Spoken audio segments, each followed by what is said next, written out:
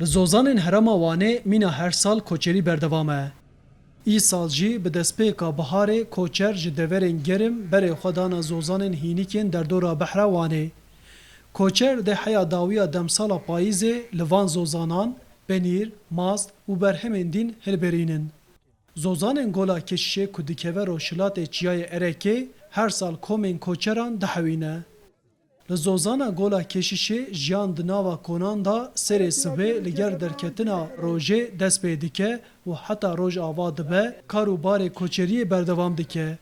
Em bajarê wayê dijîn, hayvê Zozanê Keşiş kole, navê gundê me xwe jî hevsor ke, em esê xwe jî birûkîne. Navê min jî Mihemed e, ev Zozanya bavê min e ji min re maye, navê Keşiş kole, em koçerî tên hevê derê. Em sê meha dimîn, em pêş xwe dike, hewî xwe dike. İşte îşê koçeriyê çi ye? Pez xwe dikin ne, hemî xwe dikin. Gaya xwe didirûn, gaya dibne malê.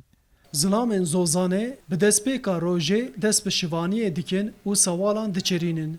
Jin aliyekî amadekariya taştê dikin, aliyekî din jî hewil didin biçin bêrê da ku pezê xwe bidoşin. Pes hayvan خویی که خدا کردن ام سیری خود بوشن پنیر خود فروشن ام ما برای داود کیلو ما دونی برای داود کیلو قاطق دگرد ماس دگرد ما دکیلو ما خسته رونج دبر ما پنیر دبر اینها جام دخنه پنیر ام چی خورد فروشن ای ما جام بو بچگی خود بین زوزان خوشن زوزان باب کالی منه Gabaniya malê çiçek Karakuş dide zanîn ku her sal hejmara koçeran kêm dibe û wê ji ber vê rewşê xemgîniya xwe wiha anî ziman. هشته مالا دو هات زومی دایدنی ایرو دایدنی سبی خورا هر مالک بی هشته مالی کارک سردید کرد.